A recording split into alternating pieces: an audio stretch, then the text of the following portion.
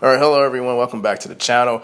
I believe this is episode 8 of my Robinhood portfolio, and as you can see, the markets are closed today, but I ended Friday up $34. So I just really want to go on ahead and try to talk about what I've been up to, what I think the market is doing, my outlooks, and what I have planned for these next coming weeks. But something I want to really talk about is I want to talk about my status as far as weekly, monthly, 3 months, 1 year, and all. I don't think I've really talked about my charts and my performance throughout the other channels. So as you guys can see, I'm up $34. I ended $34 in the green on Friday, and the after hours just 40 cents up in the after hours. But I'm really going to just talk about what I've been doing for the week. I am up about 4%, $400 for 1 month. I am up $600 for a 6% return, and for 3 months I am still up about $600, $660 for, again, a 6% return. So I think the main thing is you guys probably want to see is, my yearly returns and my the whole thing. What have I been doing? What's the story behind these charts, these dips? And I'm gonna go ahead and quickly talk about that. I signed up on Robinhood around September.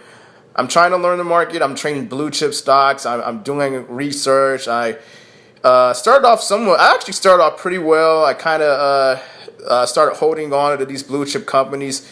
The market is doing well, but then it kind of corrects in this little area right here. And, I'm still holding. I'm still holding.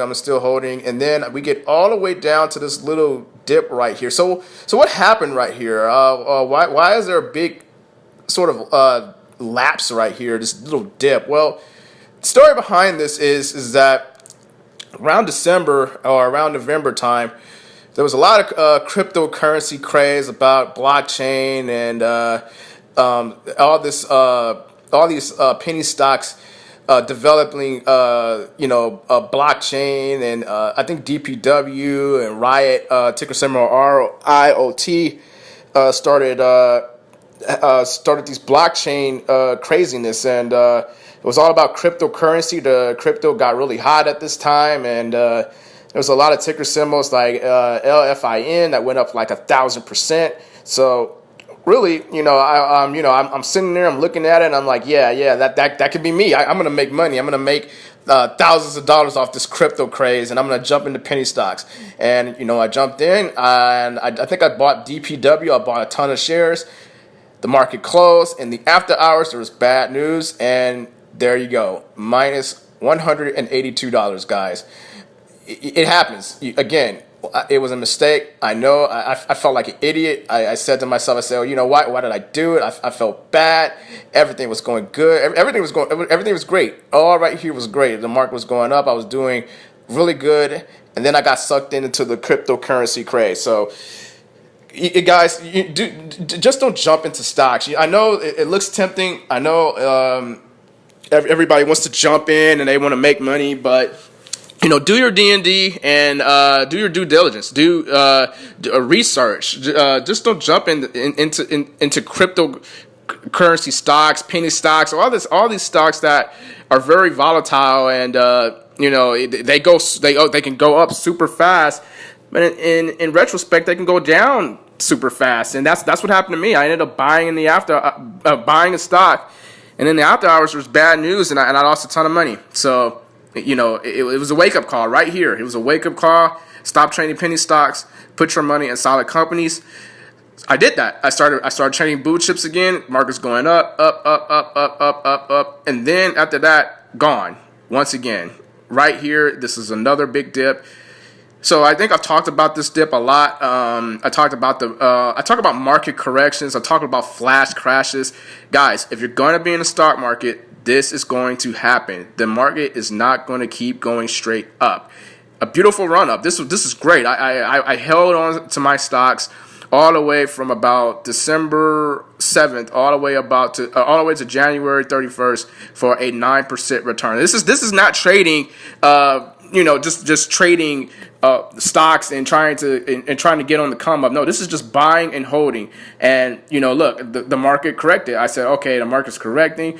Of course, back then I didn't know the market was correct. I just thought it was just, the market was just going down. But this was a flash crash, if I want to call it that. And yeah, if you're going to be in this market, this is what you got to deal with. You got to deal with market corrections. You got to deal with pullbacks. And look, I lost a lot of money. So up $10,000, up $588, all the way back down to $9,793. So there's lots of volatility. The market's going back up, market's going down, up, down, up, down, up, down, up, down. So that's just what you have to deal with if you're gonna be in this market. You're gonna get punched in the face. There's gonna be moves where you look like you're a genius, but continue to do your research.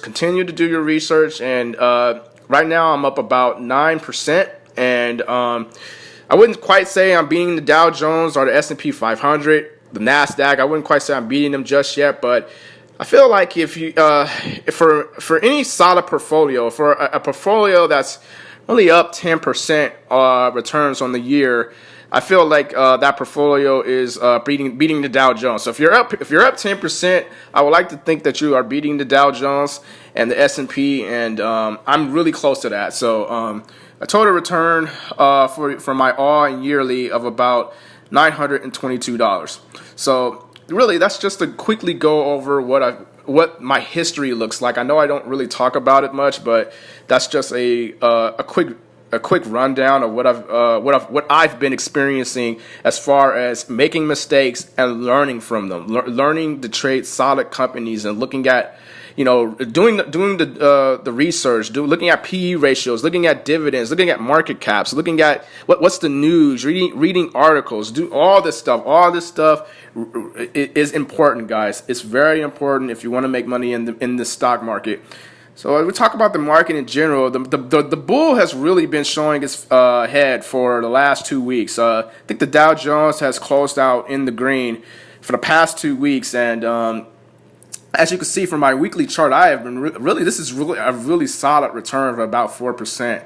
So obviously, what have I been doing? What's going on? Why am I up so much? Well, there's a lot of reasons why, but when you look down, you can kind of see something says options down there, and we're just gonna talk about everything. We're gonna talk about what's going on with this portfolio. Why have I been doing the trades that I've been doing? But you just quickly saw there. You saw options. You look at SPHD. I think in my last video there was like 100 shares right here, but now there's 25 shares. So what's going on? I talk about passive income. I'm talking about let's increase my passive income. But why now 25 shares? Why not 100 shares? So we're gonna talk about all of that, but. Let's talk about this little options thing. What is options? What is options? Why? I think I've kind of hinted to what options, what options are from my last video, and I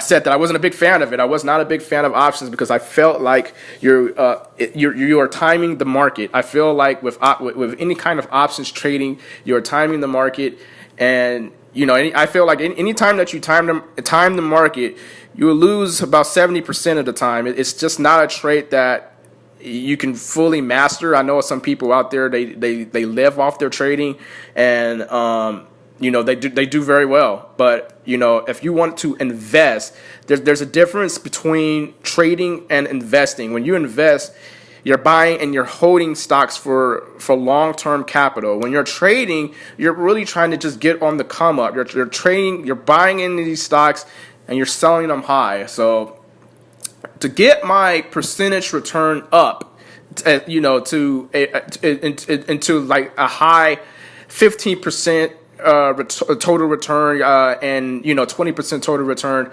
I started doing options. And again, guys, I'm opportunistic. A bull market right now has resurfaced. it can end. It can end next week. It can end next week. Right now, this bull has been on the charts for the last 2 weeks, and it could very well end these next week, starting Monday. But I looked at what the market is doing, and I said, okay, I'm gonna use what I know. I've learned a great deal from when I started trading back in September, and I've been on for I would say I've actually was trading a lot longer than that. I just joined Robinhood on in September 2017, but I use what I know. I use what I know, and I said to myself, okay, I'm going to. I know I jumped into penny stocks and all this other stuff, but what are options? How can I make money off options? And that's what we all want. We want to make more money. So I started learning contracts. I started learning expiring days. I started learning the Greeks, and when contracts decay and delta, gamma, theta, all this stuff you have to learn in order to trade options. Value and the implied volatility. But again, options is a risky play. I know it's risky, and you can't. This is something that you jump in, and you can lose a lot. You could lose a lot of money if you don't know what you're doing. So I actually ended up trading a contract with Nvidia, ticker symbol, I think it's NVDA, and I bought a contract of them before their earnings report. Before the earnings report came out, I had bought a contract. The stock was on a killer run. I made about $400 with them, and I sold that contract before the earnings report. So the stock did dip on the earnings report. So that ended up being a fantastic idea. That was a smart play on my part. But yeah, guys. I sold the contract high. I got in, I got out, and I got a $400 return. So that's the reason why this portfolio is really up. And as you can see, I made an SPY call, and I'm up $30 for a $30 return. So again, like I said, the market could go down Monday, and I can lose a lot. Options is very risky. I do not recommend options if you don't know what you're doing. And the thing is that the options, these options plays, they go up and down really fast, guys. They go up and down really fast. The whole point, the whole reason why I'm trading options right now is because even though I don't somewhat believe in it, I am an opportunist. I look at the market, I look at market trends, I look at bull markets, I look at what the market is doing, and right now the market is on a killer run. Right now, the market is everything's going up. Everything, Apple's being bought out. Apple is reaching all-time highs, and I see opportunities. I see opportunities to make more money, and I'm trying to take advantage of it. I'm human. I'm just like everyone else when it comes to trying to make more money and trying to get this portfolio where I feel like this portfolio needs to be by the end of the year, which is about $20,000. Excuse me, $20,000. I want this portfolio to be around $20,000 by the end of the year. So that's really what options is. I would say, learn what a call is, learn what a put is, learn when to sell your calls and puts high, and learn the Greeks, learn this stuff before you jump into it. So another stock I want to quickly talk about is the SPHD here. And what's going on with this stock? I know I talked about passive income, and I know I talked about getting paid for virtually doing for doing nothing, but for a total return of about $2.17. I had 100 shares. So why did I sell? Why did I sell those shares? Excuse me. Why did I sell those shares? Guys, look, I talked about this in options. I talked about locking in profits. In my last video, I had 100 shares, and the stock, or SPHD, went up a lot. I think it got back to the $40 mark. And I think I was up about $80. So I looked at it and I said, and when I look at stuff like that, when I look at stuff and it says, oh, it's up $80, what do you do? Do you take the money? Do you say, okay, it gone up a lot, maybe I should start locking some money in, and you wait for this to come back down? What do you do? Are you a swing trader, or do you just want to just hold for the long term? What is it that made me lock in profits? Well, again, there's no telling when this bull market is going to correct again. It could correct next week for all we know. The market ran straight up in January, and then in February, all those returns were gone. So it's when you see stuff like this, don't be afraid to lock in profits. Don't be afraid. My 100 shares of SPHD, it reached to $40. I got really close to $100, and I sold all my shares. I sold all of it. I sold all my shares for $100 return. So don't be afraid to lock in profits, because you 100, that's just more money for me. $100, and I can lock that in, and I can put it towards another stock. I can put it towards another stock. And right now, SPHD is at a really good buying point. So I actually ended up buying this right back again. I ended up buying buying a couple of 25 shares for an average cost of $40, but for $40.07. But again, this could keep on going up. This could keep on going down. But I don't mind holding it if it goes down, because I know it's going to pay monthly. So guys, you incorporate a strategy. Say to yourself, okay, it might make sense if I dodge the dividend and lock in $80 worth of profit. That way, I can have more money. I can have more money. The stock goes back down, and then I buy those shares cheaply again, and I just keep repeating the process, and increasing my total returns. And the whole a disadvantage to that is, it's you get taxed on every time you sell you get taxed every time you sell a stock, but it's all about making money, guys. This is the stock market. We all like money. We all want to make more money. And I looked at it. I was up $100, and I said to myself, I'm selling these shares. I'm moving the money to something that can give me more money. So that's the reason why SPHD, I sold off my shares, and they have a ex-dividend date coming up. I don't really mind if I get paid, the little $3 to $4. I would have had $14 had I just held, but that's fine with me. I don't expect SPHD to keep going up as it has been. I'm prepared for SPHD to fall down, to fall back into the to around the $39 again. I'm just gonna buy more shares. So that's the deal with SPHD. And let's talk about some of these other stocks. I know some of the moves I made. There have been slight changes. We'll talk about Apple, ticker symbol AAPL. It's been on a killer run up. We know that Warren Buffett, in my last video, I said Warren Buffett bought a ton of shares of Apple. They had a great earnings report. They have a solid PE ratio. They increased their dividend. This is self-explanatory, guys. Apple is a terrific investment. It's probably the only tech stock that I truly feel like, if I had $10,000 and you told me, hey, you can only choose one stock, what would you put that money into one stock?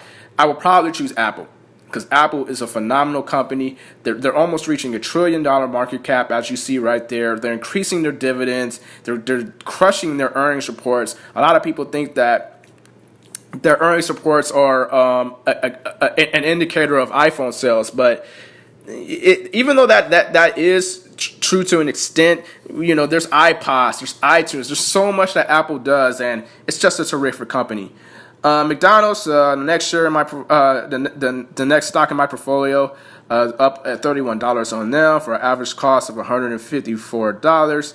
A portfolio diversity of 6%. It's a great discretionary stock that pays a great dividend. A market cap looks good. They've been beating their reports for the last couple of quarters. Very solid. This is a very solid chart of beating earnings, and this is why I chose them as a discretionary stock. I talk about how they're improving their platform, how they're improving their business, and it's just one of my favorite discretionary stocks. The next stock, Johnson & Johnson, is a healthcare stock. The health industry has really been getting hit hard, but the health industry is sort of kind of just back on the come up, if you want to call it that. Average cost is $124. They had a major dip right here that I felt that this was at a good buying point. So it's a dividend king. They beat the reports. A dividend king. I was getting ready to sell. I had 10 shares of this, and I ended up selling some shares because I just wanted to move the money somewhere else. So yeah, guys, I took a little bit of a hit with them, but not too much of a risk, because when I sold those shares, I waited for this to go down a little bit more. I think this went down all the way to $121, and that was actually a really strong buying point. It's a dividend king. They're always increasing their dividends. This is one of the premier health stocks on the market, guys. I think that Johnson & Johnson is not going anywhere. Next Era Energy has actually had a pullback. I'm not really sure what happened right in this pullback. I think as a utility stock, they're one of the better utility stocks on the market. If you actually look at my total return, up $22, average cost $153. But when I look again, you have to do the research. You just look at their market cap, $75 billion on a PE ratio of 9.27. What does that tell you? That tells me that this stock should probably be where Apple is. It should probably be around $200. It should probably be around $188. The stock may be undervalued for what it does. It's a great utility stock. They pay an excellent dividend of 2.52. I think it's one of my favorite utility stocks that I'm probably going to be holding for the long term. The next stock, Chevron. This is a new stock in my portfolio. I know I have Valero Energy in this portfolio. I ended up selling them high, but again, the reason why I bought Chevron is because I really like their market cap. I don't like this average cost. It's a little bit high. It's actually next to their 52-week high, which I don't like buying stocks high. I like buying stocks when they're on sale. But I guess the selling point to this is that they do have an ex-dividend date coming up, and they do pay a very attractive dividend. So energy stocks have been doing very well these last couple of weeks, and I guess if you look at all the energy stocks like ExxonMobil, Valero, there's some stocks in my M1 Finance accounts like the Pembina Pipeline. They have just really broken out, and I just wanted an energy stock that I felt was solid, that had a solid market cap, and they just had a really good numbers across the board. The earnings reports, they could be a little better, but I just think that this company knows how to make money. They have a great dividend, a solid dividend, and it's actually a stock that I think should contribute to this portfolio nicely. Boeing, the next stock, Boeing's just been all over the place. Again, there's a lot of peaks, there's a lot of valleys here, but again, it's all about market trends. This has been happening for the last 3 months. Boeing has just been up, it's been down, up, down, up, down, up, and down. So, I talk about options. I talk about looking at market trends, trying to not so much time the market, but when you see an opportunity to make money, and the stock, you look at a stock. I look at a stock like Boeing that I've been holding since, I want to say, January 4th, 2018. That was the last time I sold a share of Boeing. January 4th. It's already May. It's going on to June. I know the stock very well. I see the trends. And when I see the trends, I say, okay, maybe I can play options with this. Because I know that Boeing has a great support line around, I would say, $329, $325. And look, it went down to 319, went back up around 318, went back up, went back around 320, went back up, went back down to 327. So there are support lines where this stock breaks out, this stock gets really low and then it hits the support line and then it goes right back up. So you can possibly play that. You can say, okay, I'm not 100% sure that it will go back up, but I'm fairly confident based off what I've been seeing what Boeing has been doing. So it's a great stock. It's the best stock in as far as total return and total percentage in my portfolio. $164 for a percentage return of 19%. There's absolutely no reason to sell this. I see no reason to sell this at all. Great market cap, great PE ratios. They ended up crushing their last report. This is the go-to industrial stock, at least for me. I'm probably never ever going to sell those shares. The next stock, Visa. Visa's a growth stock. I don't expect too much from them other than solid growth. I am up $19 right now for an average cost of $125. The dividend yield is rather low, but I'm not worried about that at all because for a growth stock like Visa, they can continue to increase their dividend. The market cap looks good. They always beat their reports. A very, very stable payment stock, financial payment stock. So then we're looking at sort of ETFs. VIG, what is this? An ETF, a Vanguard ETF. If you looked at my last videos, you'll know how much I love the Vanguard ETFs. I think I had Procter & Gamble right here, but I ended up selling Procter & Gamble and putting the money of Procter & Gamble into this ETF. So what's going on with this ETF? Why did I buy this ETF? Well, it's an ETF that really selects stocks that have been increasing their dividends for 10 or more consecutive years. I'm up on them for a total percent of $10 for a percentage of 2%. So I'm really up on them right now. I think that's a really good average cost of around $99.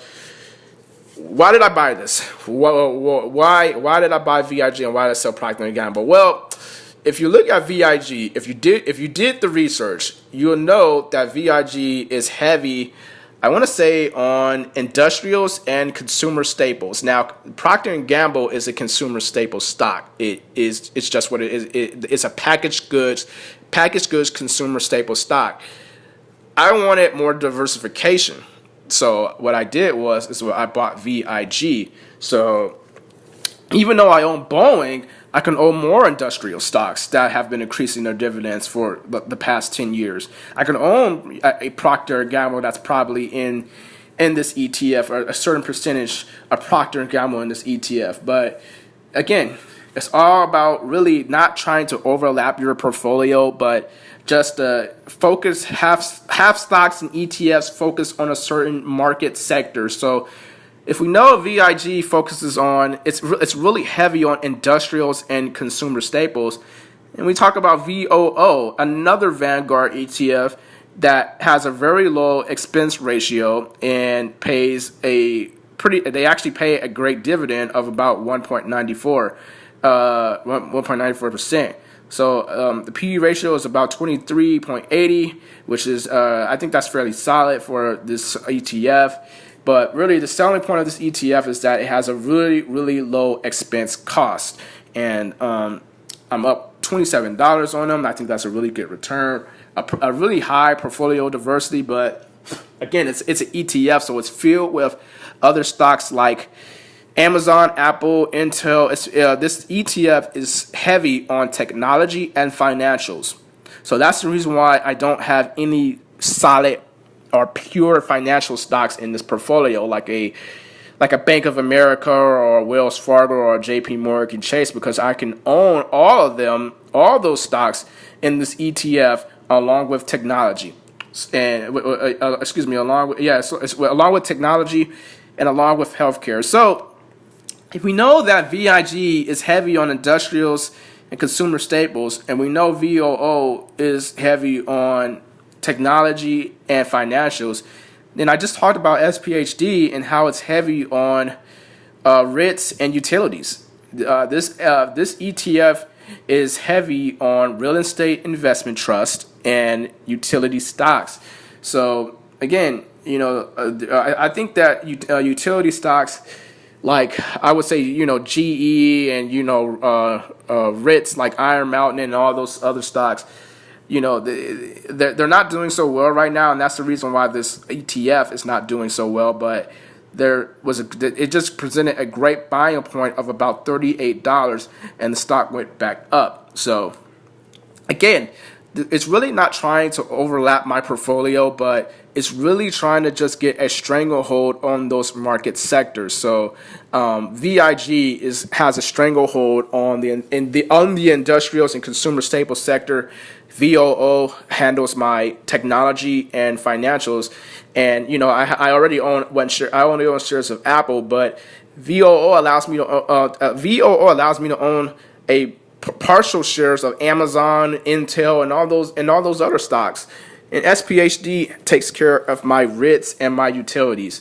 So in a nutshell, that's going to do it for this portfolio. And that's the real reason why, again, that I'm up so much is because I've been trading options and I've been making good calls.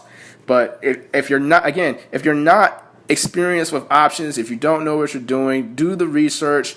Learn what puts are, learn what calls are, learn about time decay, and how a contract, could expire. A contract can expire and become useless to you if you wait too long to sell the contract. It could become useless if it's not above its target price. So you guys learn these things, and again, even though I'm doing options, you can look at my stock portfolio. I'm still holding on to some really, really solid stocks. There's I would like to think that there's no terrible overlapping here. There may be some overlapping, but I think that this portfolio moving forward is I think this is pretty solid. I think I have about 10 stocks in here. 1, 2, 3, 4, 5, 6, 7.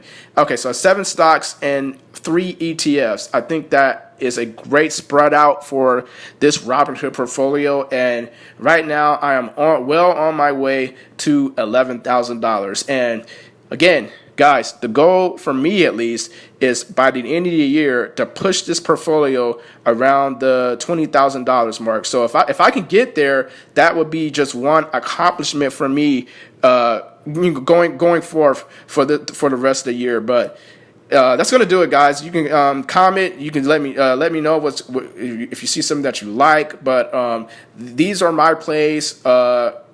These are my plays heading forward. And now that I'm trading options, I'm getting into options, and I see opportunities. I'm not afraid. I'm not afraid to take advantage of an opportunity when I see it in order to gain more money. So I'm gonna cut the video, guys, here, and I'll see you next time.